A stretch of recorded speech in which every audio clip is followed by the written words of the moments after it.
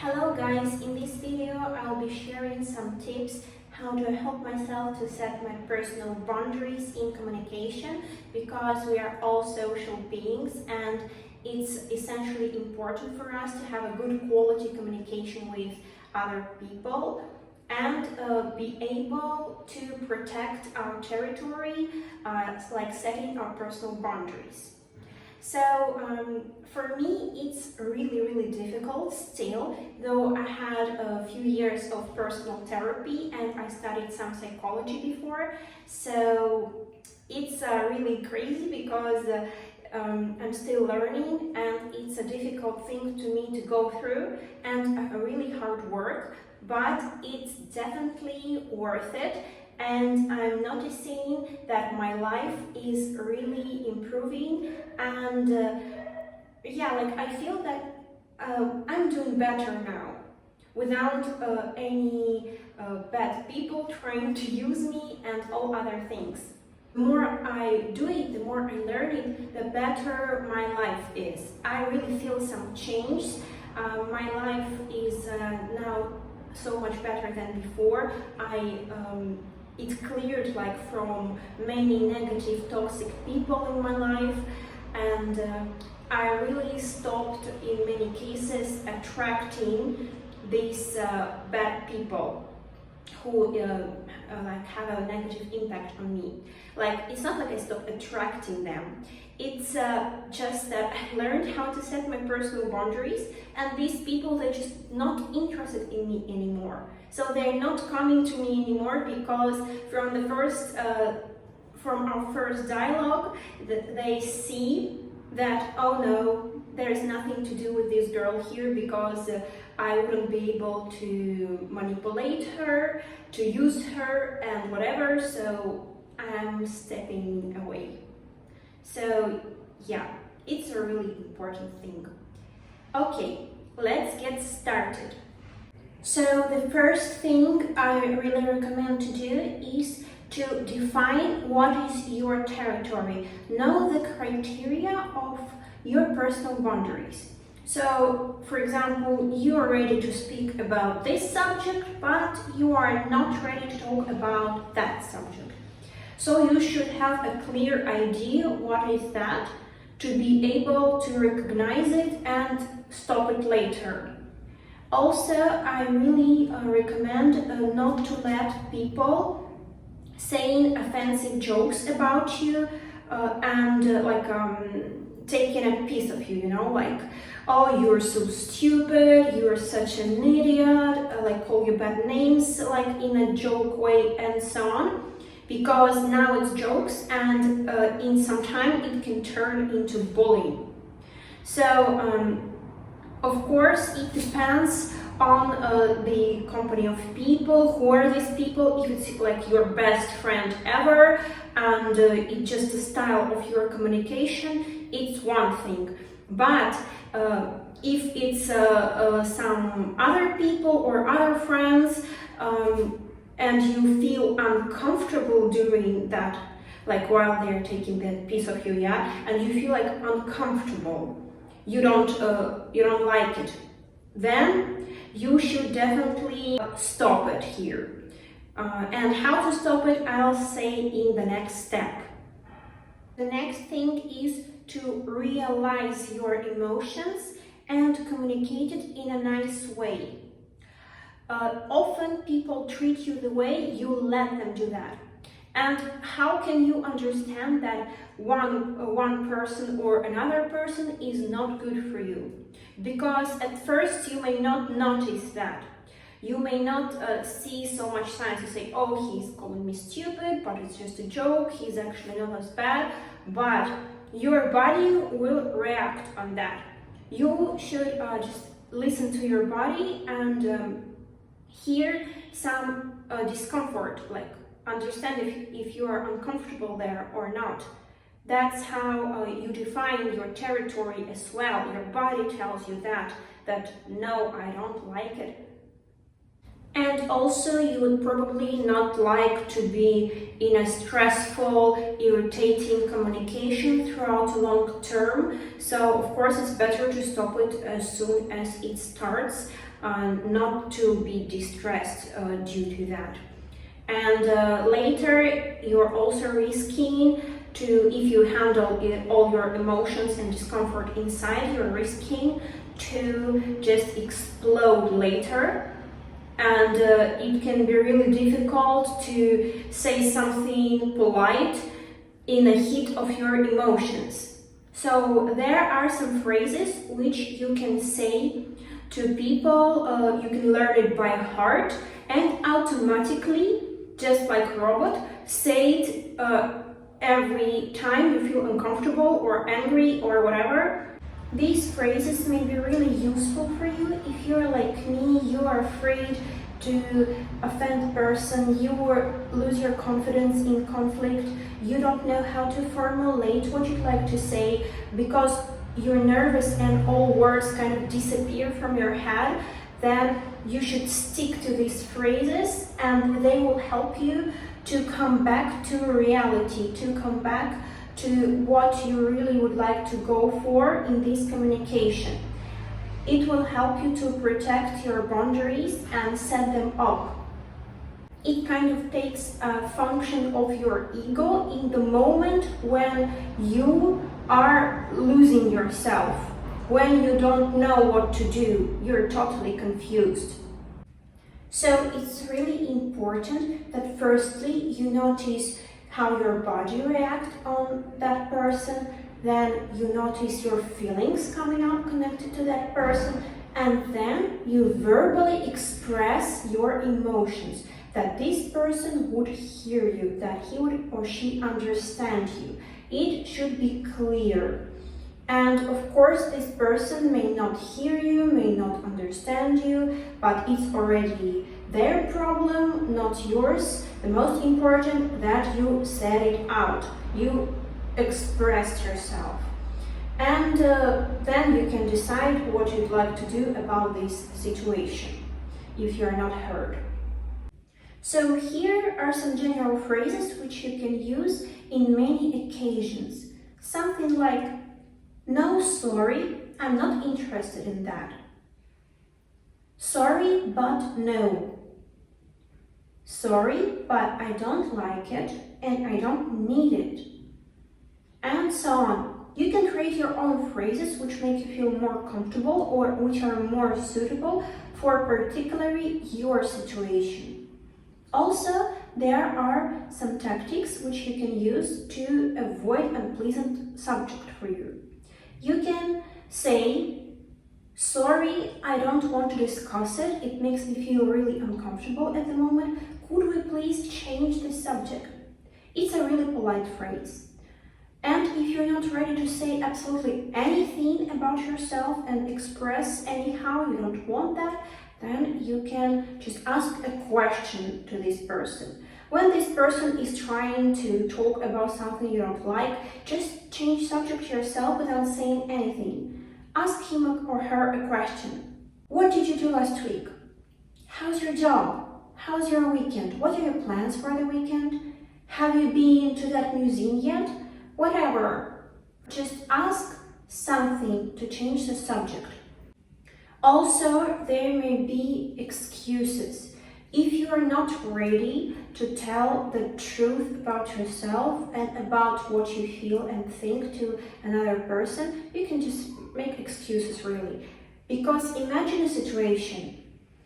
Someone wants to befriend you and he wants to hang out with you, or her, it doesn't matter. I'll just say he because it's easier, but it doesn't mean I mean exactly male in this context. It can be whoever. So this person wants to befriend you and you don't want to spend any time with this person because you think that this person is stupid. Is it possible? Possible. You can think that someone is stupid. But at the same time, this person is not a bad person, so you wouldn't want to hurt this person or offend him. You would like to stop this communication, but in some nice way. What can you do in this situation, really? On the one hand, you can make any excuses like you don't have any time and so on, and hope that one day he will just step back and stop texting you, or you can tell the truth, and it seems to be good to say truth, and you also respect this person when you tell the truth. Sounds also like a good thing to try, but you can hurt this person. Why this person needs your truth in this situation? Why would you want to tell someone that he's stupid? Because if someone is stupid to you, doesn't mean he is stupid for real, or that he would be stupid for other people, right? So it's just your perception of that person.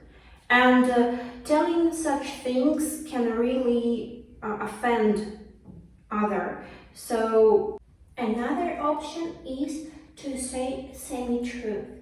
You can say something like, I'm really sorry, but I don't feel like I would like to hang out with you. I don't feel so comfortable in your company because we have different values, we have different interests, and my opinion about certain things is different from yours, and it's difficult for me to handle, but I think you are a good person and I wish you all the best, and so on. What do you think about that? Would it work here?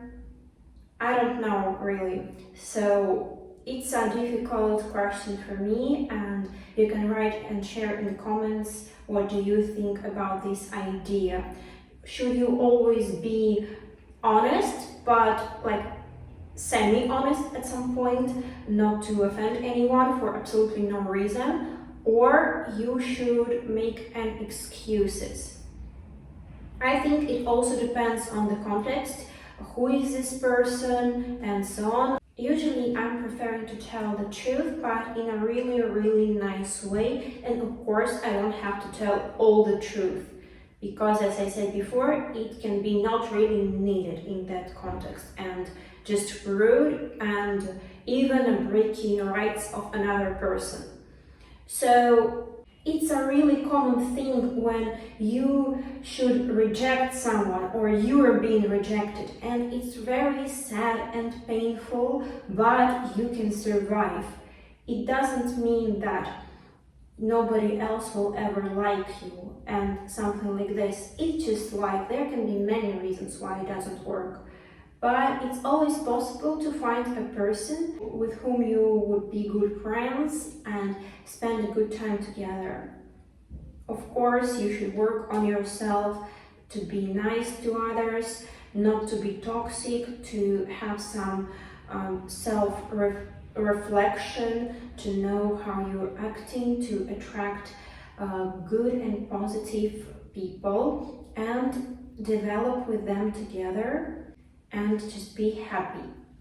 And don't hesitate showing your emotions, your annoyment, your anger, and so on. Don't forget that these emotions help you to define your boundaries, actually, that these emotions are really important for you. These feelings is a thing which help you. So if you express these emotions, as soon as you start communication with this person would immediately understand that this shit doesn't work with you, and that he can't do all these tricks on you, that they just don't work.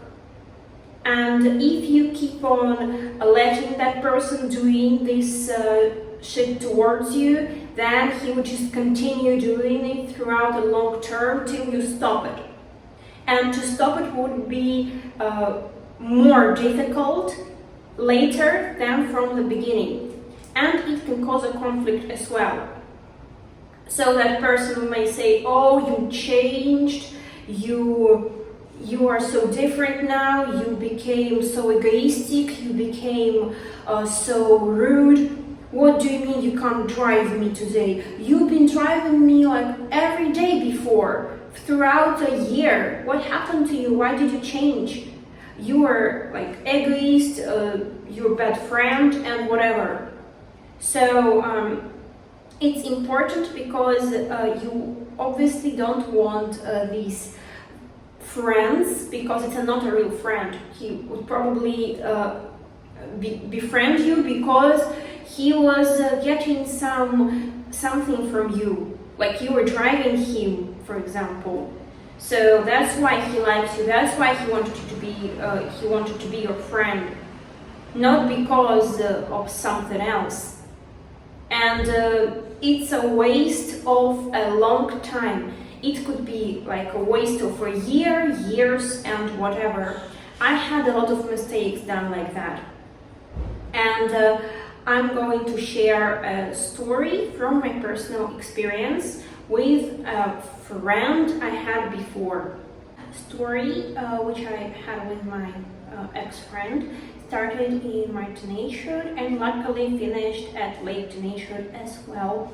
So we knew each other from childhood, and they were her and her sister, and they would always like ask me to buy them chocolates and other things because their mom was really controlling their weight because we were doing sports and professional sports, and it was really important there. So of course they wanted some snacks, some desserts and whatever. And sometimes they were asking just random people, oh, please can you give me some money, because our mom didn't leave us any money for the bus. What of course was a bullshit, because now obviously she did, but they just wanted a snack. Later, when we became teenagers, we started to communicate more with one of these girls, and it continued the same way. She was always asking me to buy her something. When we were meeting in cafe, she was already there, and it was a type of cafe where you take things by yourself, then you pay for it, and then you take a seat. She was already usually there earlier than we had to meet, and she already had some food, but every time I was going to take food for myself, she was like, could you please get me some water? And it happened nearly every time we met, and we met like at least 2 times per week, and it happened throughout a long term, like few months. And she never ever suggested me to pay me this money back for this water, and I never refused buying her that water. The same happened in supermarkets. Like she was like, oh, can you pay for this, like buy me this or whatever. And I don't mind it though if it was 1, 2, 3 times and she didn't suggest me any money, because it's just the water, yeah, and it's not a big deal. But when it was happening often and always, and she never suggested me money back for that, then it was quite bothering me, and it was pretty uncomfortable. And the same happened as well with transport. She was always telling me to pass her, to like, can you pass me in underground, in metro. So she'd say I want to pass, so I put my ticket there and she passed. And she also never suggested me money back for that, but she was doing that every time we met. So later I was just silent, you know. And once when I got really angry, and it all annoyed me that much, when I met her for lunch, she did some job and I came to her to meet her for lunch, and she just went to supermarket with me. She said she had like 20 or 30 minutes. So I went to that supermarket. She took a lot of food, like some adrenaline, Red Bull or something like that, like a lot of things like chocolates and whatever, and I think I didn't take anything, or just some water or something. She put all that to the cashier. After this all was scanned, she just looks at me and say, oh, pay for it. And I'm like, well, I paid. And yeah, she never suggested me any money back for that. Also, she was always borrowing money from me for different reasons and never gave it back, like pretty rarely. Maybe 1 or 2 times she gave me money back through the time she borrowed, and she borrowed a lot. And so she lended some money, and she never gave me them. She gave me them back at the end because I pushed her, yeah. But she didn't want to give me any money back because she never did it before. And why would she do it again? And so the point is, whose fault is that? Was she my friend because I was paying for her and she could borrow some money from me? I don't know even that, because it's my fault as well, in terms of I had to tell her from the beginning, like, pay me please my money back for this bottle of water. Can you please pay me some money back for this pass in underground? Like, okay, I paid for you in supermarket. Can you pay for me here, for example? And that way, I would set my boundaries, and I would see how it would go. Because on the one hand, she could say, okay, I'll give you this money back, here you are, and maybe we could have some healthy friendship, what is actually not that likely probably. Or I would save a lot of time, a lot of energy, and I would protect myself from so many negative emotions. If I just told her that from the beginning, yeah, and she'll say, no, I will not pay you money back, or she'll say later, yeah, and here where I also should have a criteria. Later is when exactly? In 1 month, in 2 months, in 1 week? For how long? I would be ready to wait till she pays me that money back. That is also really important. That is a criteria of my boundaries, yeah. And she, if she like would always break our agreement, yeah, that in 1 month, but she didn't do it, who has to control it? Who has to control your life, your communication, your boundaries? No one except you. So if you let someone use you that way, that person of course will use you, you know? Like, it's you who have to set boundaries. And here I stopped it myself after this long time, when I was already like really pissed off and angry. And at the end, she paid me that money back in 6 months after a lot of pressure I put on her, like texting her a lot and asking it back and so on. So guys, it's only you and me who has to take care of ourselves. Nobody else will do it if you don't do it for yourself. Be careful here, take care of yourself and love yourself. So guys, thank you so much for watching this video. I hope it was useful for you. If so, please give it a like and subscribe to my channel. It really helps it to grow. Have an amazing day and see you later.